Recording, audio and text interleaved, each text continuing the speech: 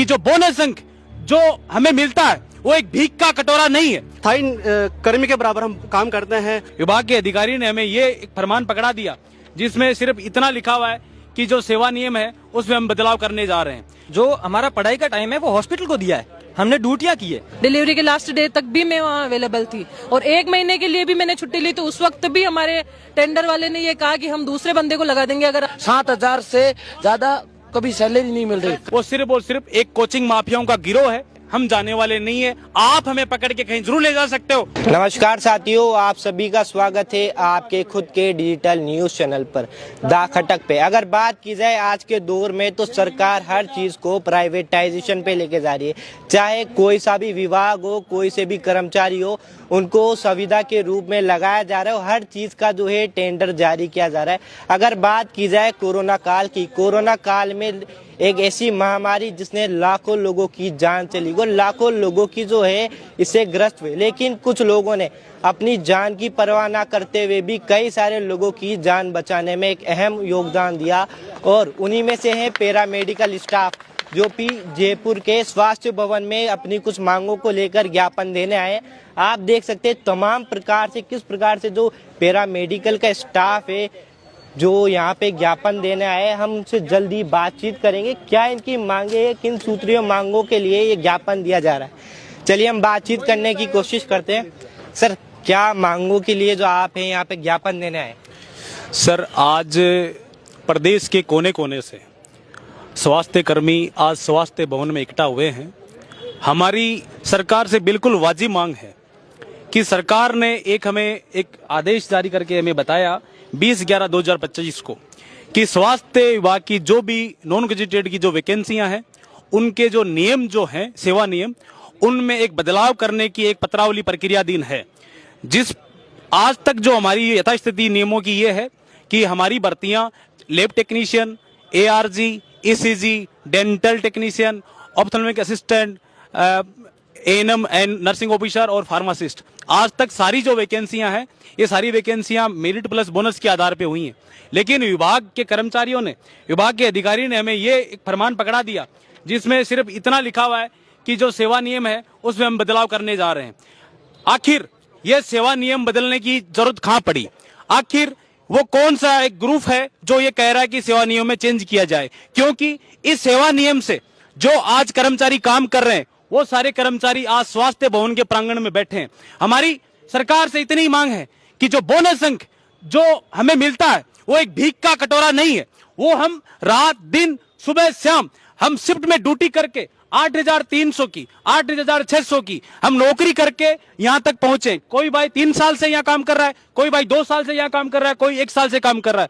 हमें काम करने के बदौलत बोनस अंक प्राप्त होता है। कईयों ने हवा बना रखी है कि बोनस अंक खरीदा जाता है, लेकिन ऐसा अगर कोई, मैं पैसा देने के लिए तैयार हूं, अगर कोई मुझे बोनस अंक, अगर कोई एक डिप्लोमा की या फिर एक सर्टिफिकेट मुझे बना के दे दे, मैं तैयार बैठा हूं, मैं पैसा दूंगा अगर कोई बना के, अगर कोई हाँ कर रहा है तो। लेकिन हमारा विभाग जो इस नियम को संशोधन करना चाहता है वो सिर्फ और सिर्फ एक कोचिंग माफियाओं का गिरोह है।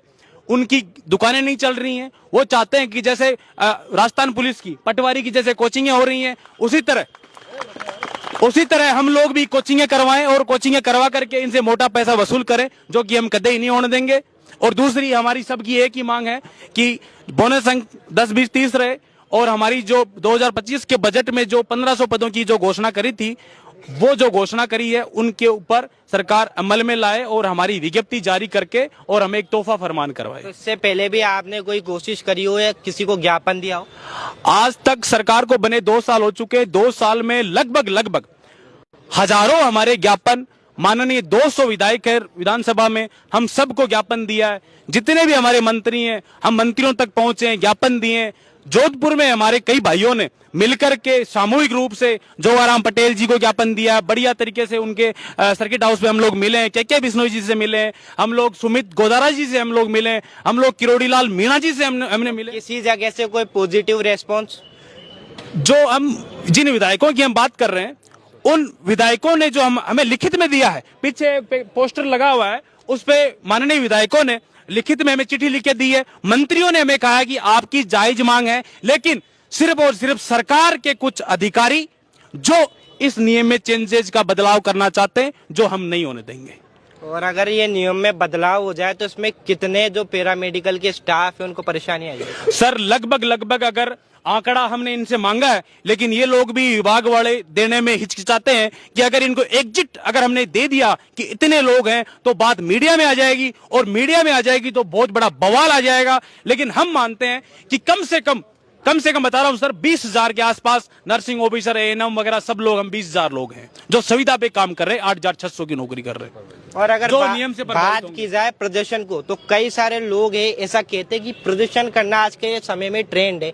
कई सारे लोग अपनी राजनीतिक रोटियां सेकने के लिए करते हैं। ऐसा आरोप आप लोगों पे भी लगा है, तो क्या कहेंगे उनको? सर इसके ऊपर मैं बहुत जिम्मेदारी से एक जवाब दूंगा कि अगर राजनीति करनी होती तो हम यहाँ स्वास्थ्य भवन में नहीं आते, क्योंकि राजनीति करने का एकमात्र राजस्थान की हाईकोर्ट ने एक आदेश दे रखा है कि अगर कोई राजनीतिक करे या राजनीतिक तरह का कोई धरना प्रदर्शन करे तो वो शहीद स्मारक बैठे या 22 गोदाम बैठे। हम उन दोनों जगह को हमने नहीं चुना, हमने स्वास्थ्य भवन में आकर के हमें इसीलिए आए कि कोई हम पे यह आरोप ना लगे कि हम लोग राजनीति कर रहे हैं। और इसको लेकर आप लोगों का अगला एक्शन प्लान क्या होगा अगर मांगे नहीं सुनी गई तो? देखो सर, हम लोग बेरोजगार लोग हैं, और क्योंकि 8,600 की जो नौकरी करता है वो बेरोजगार ही कहलाता है। 8,600 की नौकरी करने वाला एकदम पीड़ादायक आदमी है। वो सरकार से उम्मीद करता है कि सरकार धीरे धीरे हमारा काम करेगी, अगर लेकिन नहीं करेगी तो सरकार को लोग चेतावनियां देते हैं। हम लोग चेतावनी नहीं देते हैं, हम लोग करेंगे और करके दिखाएंगे। वो चाहे हमें विभाग को घेरना हो, वो चाहे मंत्री जी को हम उनके आवास पे जाके बैठ जाएं, हम उठेंगे नहीं साहब।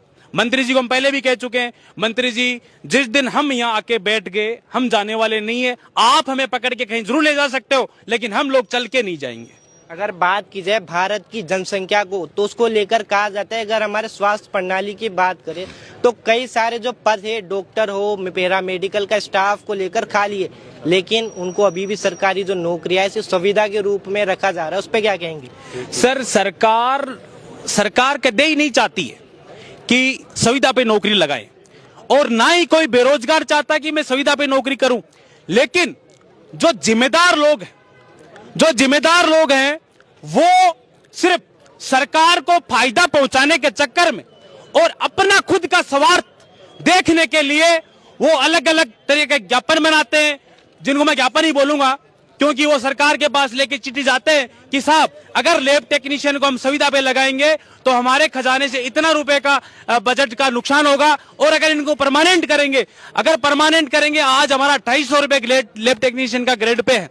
अगर एक कर्मचारी को 250 ग्रेड पे रखा जाएगा तो लगभग उसकी 40 से 45,000 रुपए तनख्वाह बनती है, और वही कर्मचारी सेम काम अगर संविदा पे करेगा 8,600, तो फायदा सरकार को होगा।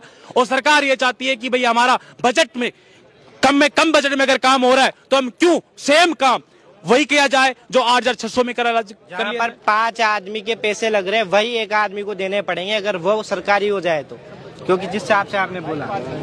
सर विभाग के ऐसे बहुत लोग हैं जिनकी यही इच्छा है कि मेरा सरकार से ये निवेदन है कि जो भी भर्ती आप करवा रहे हैं मेरिट प्लस बोनस पे करवाइए। आज हम स्वास्थ्य कर्मी चिकित्सा भवन इसलिए आए कि एक हस्तलिखित ज्ञापन दें सरकार को, जिससे उनकी नींद जगे कि वास्तव में जो चिकित्सा कर्मी है, जो बेरोजगार युवा है, जो निविदा और संविदा पे जो लगे हुए, वो क्या चाहते हैं।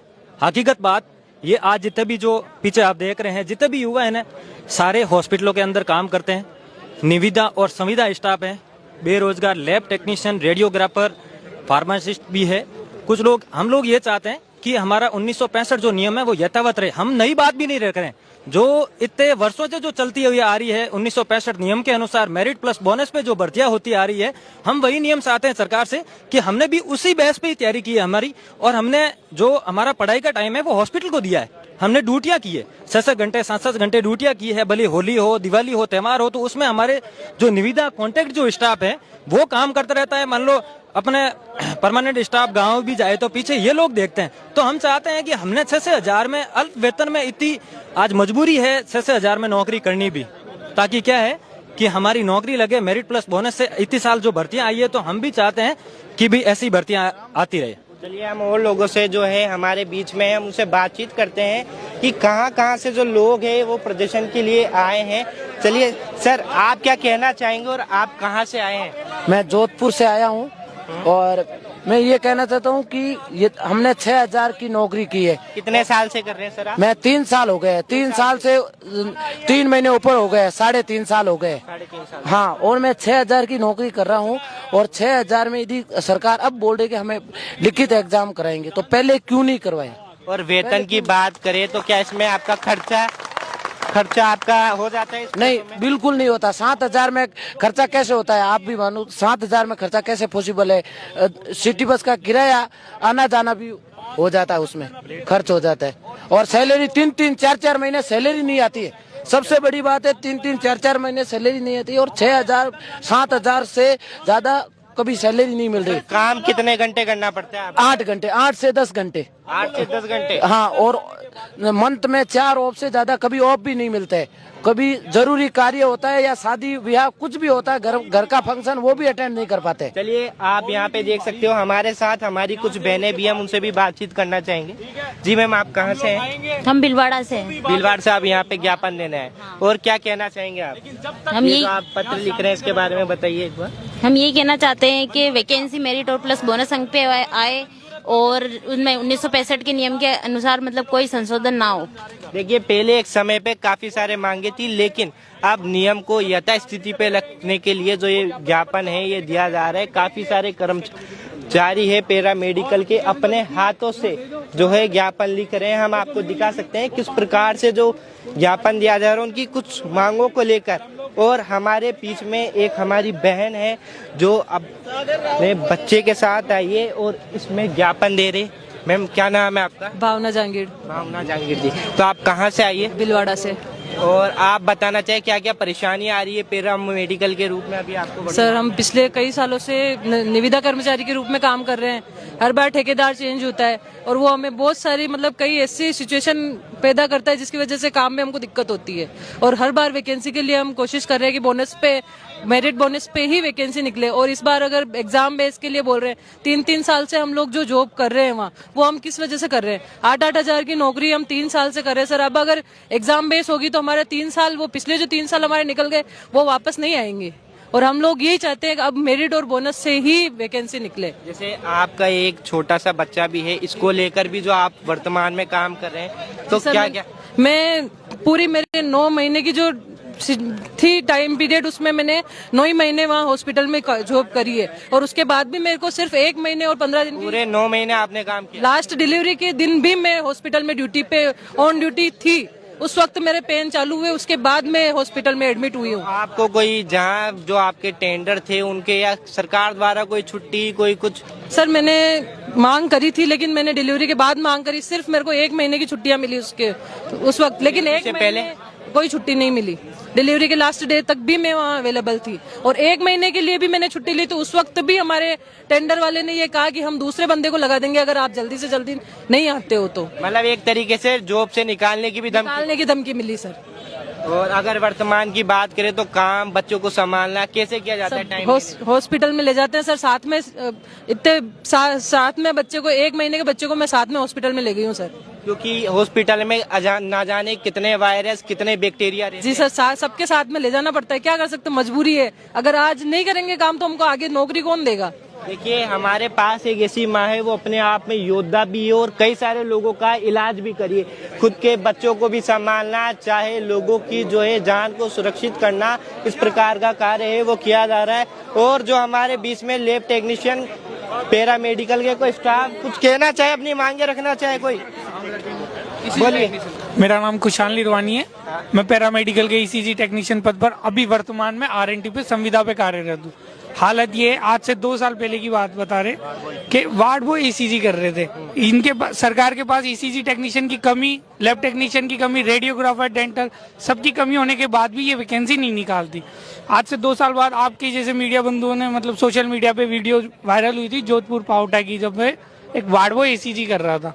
सरकार के पास ईसीजी टेक्नीशियन की कमी और साथ ही लैब टेक्नीशियन की भी कमी है, रेडियोग्राफर की कमी के बाद भी भर्ती नहीं निकालती। इनकी कमी को पूरी करने के लिए हम संविदा पे इन पे मात्र 8,000 वेतन पे काम कर रहे हैं, वो भी इस लालच में कि हमें बोनस मिलेंगे, बोनस देंगे तो ये हमें परमानेंट करेंगे बोनस वैकेंसी से, मतलब मेरिट वाली वैकेंसी से हमें बात करें परमानेंट। सरकारी अस्पतालों की तो वहाँ पे ना ही बड़ी बड़ी मशीनें हैं, पर फिर भी मशीनें आ जाए तो वहाँ पे काम करने के लिए कोई परमानेंट स्टाफ नहीं है। हाँ, कोई 8,000 में काम करने को तैयार नहीं है, लेकिन हमें बोनस देते उससे करने के लिए तैयार। हमारी मजबूरी, हम हमारे घर से 500 किलोमीटर दूर होके भी हम काम कर रहे हैं। तो क्यों? अभी आपका घर कहाँ है और वर्किंग कहाँ करते मैं वर्तमान में तो जयपुर में घर है, लेकिन काम मैं उदयपुर में कर रहा हूँ। हैं? उदयपुर जाके कर रहे हो काम? हाँ, उदयपुर में कर रहा हूँ।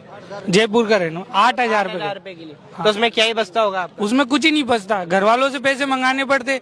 घर वाले भी हमारा इंतजार कर रहे हैं, कब हमारे बच्चे की नौकरी निकलेगी, कब हम लगेंगे। शायद घर वाले भी इसी उम्मीद में कब जो है आपकी सरकारी नौकरी लग जाए और उनको तसल्ली मिल जाए। कब? और ये सरकार एकदम से नोटिस निकालती है एग्जाम से कराएंगे। क्यों? जब एग्जाम से ही कराना था तो हमें क्या बोलते हैं, हमें बोनस लेने के लिए संविदा पे लगा रहे क्यों? हम एडमिशन होता है तब से हमें एग्जाम देके लगते हैं। यहाँ तक कि एनएचएम में भी एग्जाम पे संविदा पे ही लग रहे हैं, वो भी परमानेंट नहीं है। चलिए, और कुछ लोग हैं, उनसे भी बातचीत करना चाहेंगे। आप लोग क्या कहना चाहेंगे? सर मेरा नाम है दीपक सोयल और मैं आपकी मीडिया बंधुओं के माध्यम से मैं ये कहना चाहता हूँ कि जो सरकार जो हमारे साथ अन्याय कर रही है, जो एग्जाम से करवा रही भर्ती, मैं समझता हूँ कि कितने हम जो सरकार की रीढ़ की हड्डी मान जाते हैं राजस्थान सरकार में, जो हम कितना वर्क काम करते हैं और वेतन क्या मिलता है, सिर्फ 8,000, जिसमें पूरा एक स्थायी कर्मी के बराबर हम काम करते हैं। उसके बावजूद भी ये इस तरह की व्यवस्था कर रहे हैं, तो कहीं ना कहीं हमारे मन में व्यथा जरूर है सरकार के प्रति।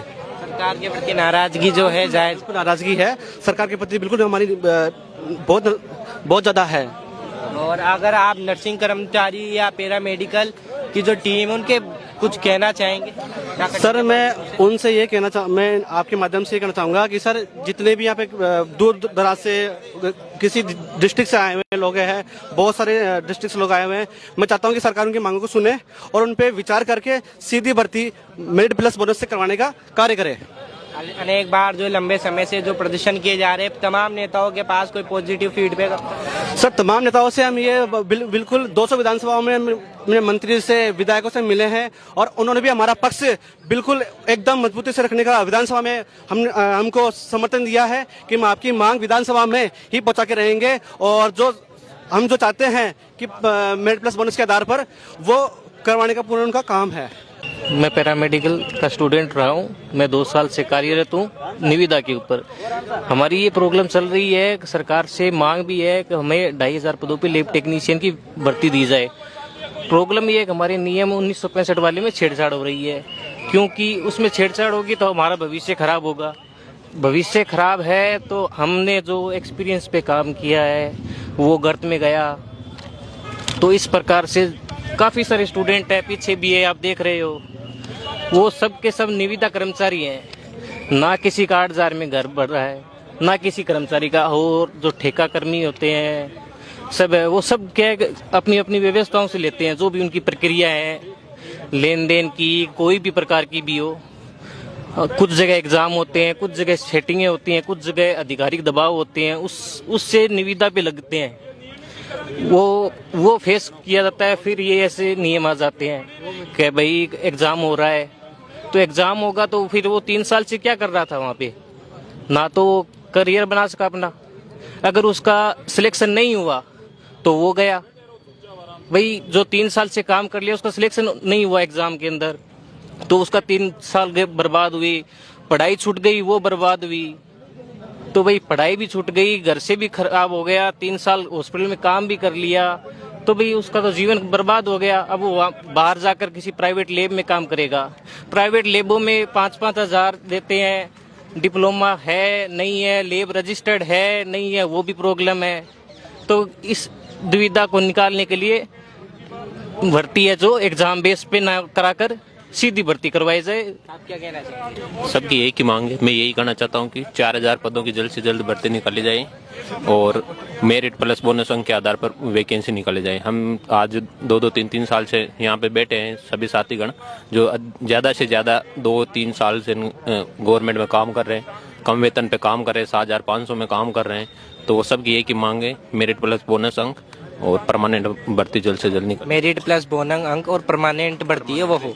अगर देखिए अगर ये फैसला नहीं आया तो उसको लेकर आप लोग क्या करेंगे आगे? फिर हमें और धरना देना पड़ेंगे, लड़ाई करेंगे और क्या है? अपना सरकार के खिलाफ धरना करने। एक बात कही जाए तो इसके लिए आपने लंबे समय से जो है पैरामेडिकल के स्टाफ के रूप में जो अस्पतालों में काम किया, और अगर वो 3 साल 4 साल से अधिकांश लोगों का समय